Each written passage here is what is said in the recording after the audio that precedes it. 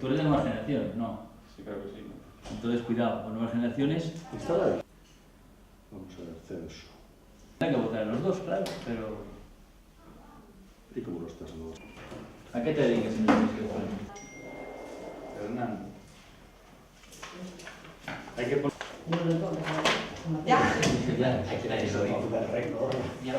A xornada vai con normalidade, comezamos as votacións ás 9:30, hai unha afluencia importante, posto que levamos aproximadamente o 25% dos votantes ás 12 da mañán.